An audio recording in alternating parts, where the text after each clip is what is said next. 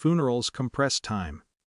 You're standing in the present, shaking hands, accepting condolences, but every few minutes you're 8 years old again, or 17, or sitting at your mother's kitchen table listening to advice you didn't know you'd need.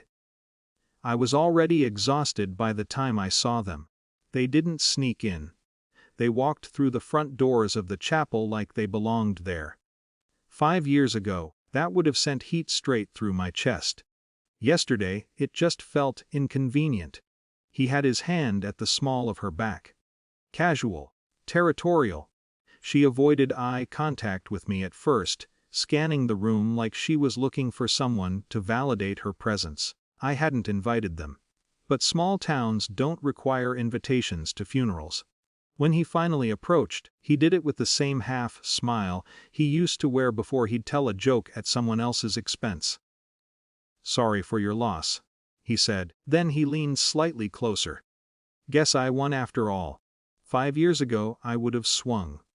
Or at least said something loud enough to make a scene. Instead, I felt something surprising.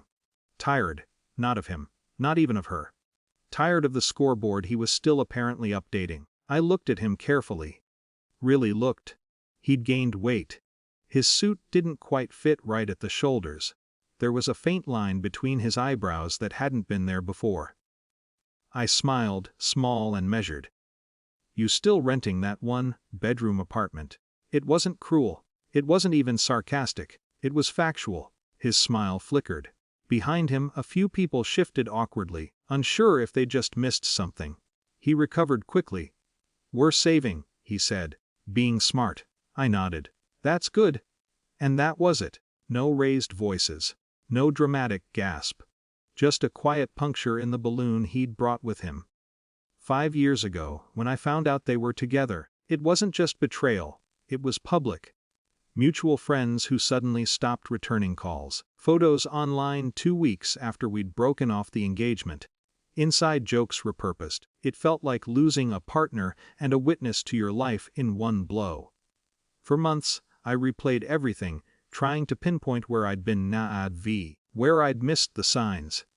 My mother was the one who finally told me, gently, "You don't heal by competing." I didn't understand it then. I do now. After the betrayal, I left town. Took a job 2 states over, started therapy because I couldn't sleep without imagining alternate timelines where I'd been sharper, more suspicious, better. What I learned, slowly, was that the competition only existed because I kept agreeing to it. He needed to win. I just needed to live. I met my wife 3 years ago at a project planning meeting that ran too long. She asked practical questions. She listened more than she spoke. When I told her about my past, she didn't flinch or romanticize it. She just said, "That must have hurt." No analysis, no strategy, just acknowledgement. Back at the chapel, the service was about to begin when the doors opened again. She stepped in, slightly out of breath, having come straight from the airport. She wore a simple black dress and carried herself with the kind of calm that doesn't need to be announced. My aunt spotted her first and waved her over warmly. A few of my cousins hugged her like she'd always been part of the family. That was the moment something shifted. Not dramatically, not like a movie where music swells. Just socially. He noticed it too. The way people made space for her beside me. The way the pastor nodded to her with recognition. The way my uncle quietly handed her a program without asking who she was. She reached for my hand. "Are you okay?" she asked softly. "I'm fine," I said, and I was. Across the aisle, he stood a little straighter, suddenly less certain of his posture. My ex kept glancing at us and then away. There was no triumphant expression on my wife's face. She didn't know about the comment he'd made. She didn't need to. The service began. The pastor asked everyone to be seated. Authority has a way of shrinking petty tension.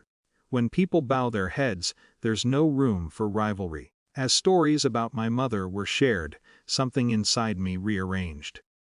The anger I'd once carried toward them felt distant, almost abstract. After the burial, he approached again briefly. "Take care of yourself," he said. It wasn't an apology.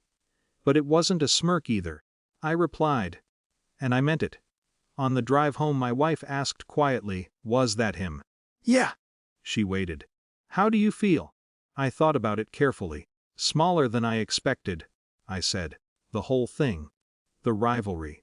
Because that's what it had been to him. A rivalry. But grief clarifies things." Standing beside my mother's grave, it was obvious how small that competition had always been. He thought he'd won something 5 years ago. What he never understood was that I stopped playing. And that's not victory. It's freedom.